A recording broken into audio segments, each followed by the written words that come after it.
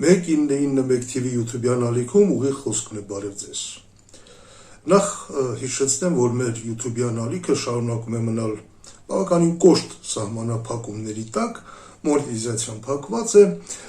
այնպես որ եթե կան մարդիկ, ովքեր հնարավորություն եւ ցանկություն ունեն աջակցել մեր ալիքին, կարող են անել դա։ Հիմա օրվա թերևս ամենակարևոր հարցի մասին նախընտրական պայքարը մոտենում է ավարտին, իր կիզակետում է, կարելի ասել քարոզարշավի մասին է խոսքը եւ արդեն իսկ ակնհայտ է թե ինչ քարոզչական մարտավարություն են ընտրել իշխանությունները, դա բավականին պարզ է, այսպես աղմուկ, աղաղակ, շատ ագրեսիվ գորգորոցների մեջ փորձել լրացնել ցանկացած ողջամի տարողջ քննարկում, ընդհանրապես քաղաքական բովանդակություն եւ դա նրանց կարծես թե հաջողվում է, որովհետեւ եթե հետևում ենք քարոզարշավին, հետևում ենք այդ բանավեճերին, առաջին կամ երկրորդ դեմքերի մակարդակով, ակնհայտ է դառնում, որ այնտեղ իշխանությունները ամեն դեպս ամեն ինչ անում է, որ դա լինի լեզվակռիվ եւ այնտեղ որևէ քաղաքական միտք չերևա եւ այդպես էլ կա, այնտեղ քաղաքականության հետ կապ չունի, անընդհատ իրար վրա այդ ցեխ շպրտոցիներ են ընդհանրեն, բայց նույնիսկ այդ համընդհանուր ժխորի մեջ իշխանությունների տարբեր ներկայացուցիչներ հաջողացնում են ինչ որ բաներ դուրս տալ, անհեթեթություններ եւ ամեն անգամ նման բանից հետո հասարակությունը հերթական անգամ շոկի մեջ է ընկնում։ Օրինակ, ազգային ժողովի նախագահ Ալեն Սիմոնյանը հանկարծ հայտարարեց, որ պարզվում է Գորիս-Կապան ճանապարհի այդ որոտանի հատվածը Հայաստանի իշխանություններն են առաջարկել Ադրբեջանին կամ պահանջել, որ Ադրբեջանը դա վերցնի։ Լսենք բանավեճի այդ հատվածը։ Իսկ դուք կան մի բան, որ Ալիևը պահանջել է ու դուք չեք արել։ Բոլոր պահանջները իրականացրել եք։ Հենց հիմա համարացության փոփոխությունը իր պահանջով չեք արել։ Ասեմ, Գորիս-Կապան ճանապարհը, Կապան-Ճակատեն ճանապարհը։ Դա մեր պահանջն է, դա մեր այո, մեր պահանջն է, ճանապարհ հանձնելը մեր պահանջն է։ Լսեք, ճանապարհ հանձնել չի։ Մեծ հավանականությամբ, այո, Ալեն Սիմոնյանը ճիշտ է ասում, ըստ երևույթին դա այսպես է եղել, Հայաստանի իշխանությունները ասել են, որ մենք պահանջում ենք սահմանազատում, նրանք էլ ասել են, դե եթե սահմանազատում եք պահանջում, անմիջապես այդ հատվածը տվեք մեզ, իրենք էլ ասել, այո, իհարկե համեցեք։ Եվ դրա համար հիմա ասում են, որ դա մեր պահանջով է արվել, ոչ թե իրենք են պահանջել, մենք կատարել ենք։ Դե այս սխեման միշտ է գործում, օրինակ սահմանադրական փոփոխության մասին, Հայաստանի իշխանությունները ասում են, դե մենք իրենց պահանջով չենք փոխում, չէ՞, դա մեր որոշելիքն է, մենք ենք պահանջում, որ փոխենք։ Հետարքի եթե ինչու չեն պահանջում, որ Ադրբեջանը իր սահմանադրությունը փոխի, ինչև է։ Ինչու է հասարակությունը սրան շոկի մեջ ընկել, եթե Նիկոլ Փաշինյանը ընդամենը ամիսներ առաջ բաց տեքստով հայտարարեց, որ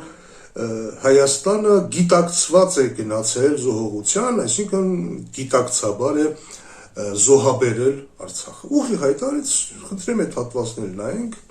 Գիտակցված զոհողության մենք գնացել ենք 2020 թվին, դրա համար է, որ դրա արդյունքում ձեռք ենք բերել պետություն եւ անկախություն։ Փաստորեն, եթե Ալեն Սիմոնյանի շեֆը ուղիղ տեքստով ասում, որ մենք գիտակցաբար ենք զոհաբերել Արցախը, դե ինչ է եղել, նա էլ կարող է հանգիստ ասել, որ այո, մենք գիտակցաբար ինքներս պահանջել ենք, որ Ադրբեջանը գա վերցնի այդ ճանապարհի հատվածը, Գորիս-Կապանի հատվածը։ Դա նույն բանն է եւ ընդ որում երբ Նիկոլ Փաշինյանը հայտարարում, որ մենք գիտակցված ենք գնացել այդ զոհողության, սա միայն անցյալի մասին չի, սա նաեւ ապագայի մասին է, որտեղ արդեն ակնհայտ է, որ հունիսի 7-ից հետո հայ-ադրբեջանական բանակցությունները շարունակվելու են եւ մեծ հավանականությամբ Հայաստանի իշխանությունները նույնը կասեն նաեւ մյուս զիջումների մասին։ Օրինակ կասեն, մենք ենք պահանջել, որ Ադրբեջանը անխոչնդոտ ճանապարհ ստանա Սյունիքով, մենք ենք պահանջել, որ ի նշան եղբայրության ադրբեջանցիները վերադառնան Հայաստան եւ այլն, դե խաղաղություն, այո, մենք ենք պահանջում, որ խաղաղություն լինի, հետեւաբար մենք ենք պահանջում նաեւ, որ այդ խաղաղության բոլոր ատրիբուտները հերթով իրականացվեն, այնպես որ սա ապագայի համար է, հիմա արդեն այսօրվանից այդ անոնսը տրվում է, կարելի ասել։ Եվ ընդհանրապես առաջիկա ընտրությունները, որին ընդամենը մի քանի օր է մնացել, Թերևս նորանկախ Հայաստանի պատմության ընթացքում ամենա բաց անկեղծ ընտրություններն են։ Այսինքն դիմակները պատրված են, մի կողմ են շպրտված, բոլորը խաղում են բաց խաղակարտերով։ Իշխանությունները չեն ասում անցած ընտրությունների նման, որ այ Հադրութ ու Շուշի ենք վերադարձնել եւ ուղիղ ասում են, թե ինչ են անելու։ Ասում են, որ շարունակելու են զիջումները, Ադրբեջանի պահանջները շարունակելու են կատարել, այո, ադրբեջանցիներն էլ են վերադառնալու, այո, մենք էլ դուրս ենք գալու ԵԱՏՄ-ից, մեր ապագան կապելու ենք արևմուտք արևելք, այսինքն թուրք-ադրբեջանական առանցքի հետ, մարդիկ բաց տեքստով ասում են, թաքցնելու բան չկա։ Եվ ընդհանրապես այս ընտրությունների ընթացքում չնայած 18 ուժ մասնակցում է, թվում է թե շատ խայտաբղետ իրավիճակ է, բայց պայմանականորեն կարելի ասել, որ ընտրություններին մասնակցում է 3 բևեռ, ընդ որում աշխարհակաղակական բևեռների մասին չեմ խոսելու։ Ուղղակի 3 բևեռ՝ վարչական ռեսուրս, փող եւ քաղաքական միտք։ Վարչական ռեսուրսը բնականաբար քաղաքացիական պայմանագիրն է, իհարկե փողն էլ այնտեղ հաստատ ավելի շատ է ծախսվում, քան ընդդիմադիր ուժերն են ծախսում, փողը 3 քաղաքական ուժերն են, Ուժեղ Հայաստան, Հայաստան Դաշինք, Բարգավաճ Հայաստան, եւ քաղաքական միտք, որը չունի ոչ փող, ոչ վարչական ռեսուրս, Հայ ազգային կոնգրեսը։ 3 այդպիսի բևեռներ կան։ 3 այդպիսի բևեռներ են մասնակցում եւ ընտրությունների արդյունքները նաև դրանով են կարևոր, թե ինչպիսին է լինելու հասարակության ընտրությունը այդ 3 բևեռների միջև։ Տեսեք, օրինակ, նույն ընտրացուցակում կողք կողքի դրված են քաղաքացիական պայմանագիր Նիկոլ Փաշինյանը եւ Հայ ազգային կոնգրեսը։ Կա մի ուժ, որի օրոք Արցախը հաղթել եւ ազատագրվել է, կողքը կա մի ուժ, որի արդյունքում մենք պարտվել ենք Արցախը գոյություն չունի վերացել է։ Հիմա եթե հանկարծ պարզվի, որ ընտրությունների արդյունքներով, որ այն ուժը, որի օրոք Արցախը վերացել է, կարող է 10 կամ 20 անգամ ավելի շատ ձայն ստանալ, քան այն ուժը, որի օրոք Արցախը հաղթել է եւ գոյատևել։ Դա էլ է արդյունք, դա էլ է ընտրություն։ Կամ ուրիշ օրինակ բերեմ։ Ասենք Ուժեղ Հայաստան կուսակցությունը, որի առաջնորդը բազմաթիվ բարեգործություններ է արել, օրինակ այդ թվում նաև եկեղեցուն է օգնել, մի քանի գուցե նույնիսկ մի քանի տասնյակ եկեղեցիներ է վերանորոգել, այդ ուժը կա ընտրացուցակում եւ կողքին կա քաղաքացիական պայմանագիրը, որի առաջնորդի ստորագրությամբ Արցախում թշնամուն է հանձնվել մոտ 1000 վանք ու եկեղեցի։ Ենթադրենք, եթե եկեղեցու տեսանկյունից ես նայեմ, կարող է պարզվել այնպես, որ մոտ 1000 վանք ու եկեղեցի հանձնած ուժը մի քանի անգամ ավելի շատ ձայն ստանա, քան այն ուժը, որի լիդերը Հայաստանում այդքան եկեղեցուն օգնել է եւ այլն եւ այլն։ Այսինքն այս ամեն ինչը նույնպես արդյունք է եւ երբ որ ասում են, դե վարչական ռեսուրս բան մարդկանց խափում են, կամ քարոզում են, ուղեղները լվանում են, կամ վախեցնում են ինչ որ ճնշումներով, բան, եթե մարդը վախենում է այդ ճնշումներից կամ թույլ է տալիս իրեն խափել, դա էլ է ընտրություն։ Մարդը ընտրում է, չէ, ասում է, դե ես գիտեմ, որ ես հանուն իմ անձնական շահերի, ուրեմն ես գնում եմ սուս ու փուս այս իշխանություններին եմ ձայնս տալիս, դա նույնպես ընտրություն է։ Կամ որ ասում է խափել են, մի խափվեք։ Ինչու եք թույլ տալիս, որ ձեզ խափեն, մի լսեք այդ քարոզները, պետք չի վազելով գնալ, հա, կանգնել այդ հերթի մեջ, այդ միջև այդ կրծքանշանը ստանան, վարչապետի այդ սելֆի անել, ականջները կախ լսել, հետո ասել, վայ, ես գնացի լսեցի, ինձ խափեցին։ Առավել ևս, որ առանձնապես խափելու բան էլ չկա, էլի եմ ասում, բաց խաղաթղթերով են խաղում բոլորը։ Հիմա մյուս հարցը, հասկանում եք, երբ որ ասում եմ վարչական ռեսուրս, փող եւ քաղաքական միտք։ Եթե վարչական ռեսուրսը հանում են քաղաքացիական պայմանագրի կամ Նիկոլ Փաշինյանի տակից, բան չի մնում, այնտեղ բացարձակապես, ընդհանրապես բան չի մնում։ Այդ ուժը գնա որևէ բնակավայր, 10 հոգի չի հավաքվի։ Մենք բնականաբար իրենց ուղեկիցներից ու թիկնազորից բացի։ Տակը բան չի մնա։ Ինչ կմնա այդ կուսակցության վարկանիշից, եթե բյուջեն աչուձախ ընդորում անտրամաբանական, անհիմար, ամենահիմար ձևով չվատնեն նախընտրական այս շրջանում, ինչ կմնա տակը, ոչ մի բան։ Նույնը վերցնենք 3 քաղաքական ուժերին, հա, ընդդիմադիր։ Փողը տակից հանես ինչ կմնա։ Չեմ կարծում, թե որևէ բան մնա։ Չկա քաղաքական միտքը։ Իսկ փողով բոլոր հարցերը չի, որ հնարավոր է լուծել։ Եվ կա Հայ ազգային կոնգրես, որը ոչ փող ունի, ոչ վարչական ռեսուրս ունի, իրենց ուժերով, իրենց թիմով ստեղծել են բավականին նորմալ ծրագիր, քարոզարշավ են իրականացնում, բնականաբար համեստ արդյունքներ են ունենալու, բայց դա էլ է ընտրություն, էլ եմ ասում։ Հասարակությունը ամենայն դեպս ընտրության հնարավորություն ունի։ Այս ընտրությունները ոչ միայն ամենաանկեղծն են այդ առումով, ամենաբաց քարտերովն են, այլև առանձնահատուկ են եւս մի բան, որ ընտրությունների մի քանի օր է մնացել, բայց դեռևս հայտնի չի անգամ, թե քանի ուժ է մասնակցելու այդ ընտրություններին,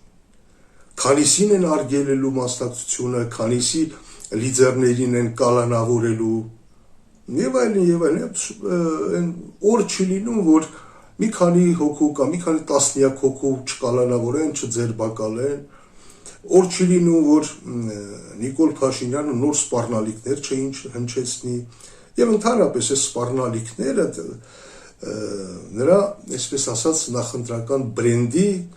երկու հիմնական բաղադրիչներից մեկն են, ուտելուց բացի հասկանալի է, այդ սպառնալիքները նույնպես դարձել են նրա բրենդը, այդ հատվածներ հիշեցնեմ։ Ղարաբաղի ակցենտով է, ով որ մեր հայրենիքը ձերի տարել է, մենք արայ համբալներ, դուք Ֆերարի արագությամբ փախել եք արա, դուք ով եք արա, որ կարա խոսակ, դուք ով եք արա այս տահակներ, հանեք ձեր մասկեքը, ես ձեր մասկեքով ես սատկացնելու եմ հերթով։ Տեսնում եք, եւ եթե մարդկանց թվում է, թե այդ սպառնալիքները հենց այնպես են կանցնեն հունիսի 7-ից հետո, չէ, դա այդպես չի, դա ամենայն հավանականությամբ հող է նախապատրաստվում, նորանոր կալանքների համար, կուսակցությունների դեմ նորանոր, չգիտեմ, սանկցիաների համար, մինչև ընտրություններին մասնակցություն արգելելը, եւ ամբողջ հարցը ընդհանրապես սա է, այդ օգտագործվելու է մինչև ընտրությունները, թե ընտրություններից հետո։ Պարզ է, եթե իշխանությունները տեսնեն, որ իրենց վարկանիշը այդքան էլ բարձր չի, իրենք հարցումներ են անում, մեծ հավանականությամբ ամեն դեպքում կարգելեն 1-2 ուժի մասնակցություն։ Հիշեցնեմ, որ Մոլդովայում այդ երկու հիմնական ուժերի նորից մասնակցությունը արգելվեց, հենց մեկին արգելվեց ընտրությունից 2 օր առաջ, մյուսը նախորդին, չէ, մեկը 3 օր առաջ, մյուսը նախորդին։ Այնպես որ մենք այդ ժամանակահատվածին դեռ չենք հասել։ Այդպես կանեն, թե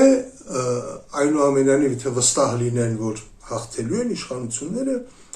բայց այդ ուժերը անցնելու են խորհրդարան, մեծ հավանականությամբ այդ գործերը այսպես ծրարներով սիրուն կփաթեթավորեն եւ Դամոկլյան սրի պես կդնեն դարակներում որպես կոմպրոմատ, որպեսզի հետո նրանք խելոք ընդդիմություն լինեն, այնպես ինչպես բավականին խելոք ընդդիմություն էին այսօրվա խորհրդարանական ընդդիմադիր ուժերը, որոնք երբեմն ինչ-որ շոուներ իհարկե կազմակերպում էին, ինչ-որ իշխանությունների Հայաստանի ավելի ինչ-որ ժողովրդավարական երկրի իմիջ էին ստեղծում եւ ընդամենը։ Հիմա այդպես կլինի այնպես երկրորդ տարբերակը թերևս սա է հարցը, բայց թող որևէ մեկի մտքով չանցնի, թե այդ քրեական գործերը տասնյակներով հարուցված հենց այնպես մոռացվելու են, չէ, դրանք չեն մոռացվելու, նույնն էլ մարտի 1-ը, որի վերաբերյալ էլ ինչ-որ նոր թարմացումներ կան, չէ, հենց այս նախընտրական օրերին, դա կախված կլինի նրանից է Քոչարյանը, եթե իր ուժը անցնի խորհրդարան, ինչպես իրեն կպահի, համեստ կլինի, թե ավելի ագրեսիվ կլինի, ընթացքը դրանից է կախված լինել, որովհետև Հայաստանի այսօրվա իշխանություններին բնականաբար ոչ օրենքի առջև բոլորի հավասարությունն է հետաքրքրում, ոչ ընդհանրապես օրենքն է հետաքրքրում, սա արդեն պիտի օրական հայտ լինի։ Անգամ չեն էլ խոսում այդ մասին, ամեն ինչ շատ բացահայտ է։ բացահայտորեն ասում են քաղաքական հակառակորդին լցնելու ենք բանտերը եւ վերջ։ Այս ընտրությունների հաջորդ թեման իհարկե Ռուսաստանի վերաբերմունքն է կոշտ քայլերը եւ այն սպառնալիքները, որ ահա եթե Հայաստանը այսպես շարունակի, այսինքն արդեն առաջի քայլերը արվել են, տնտեսական պատժամիջոցներ, միրգ, բանջարեղեն, խմիչքի ինչ-որ տեսակներ, ձկնամթերք եւ այլն արդեն արգելվել է, հետագայում եւ գազ եւ այլ պատժամիջոցներ եւ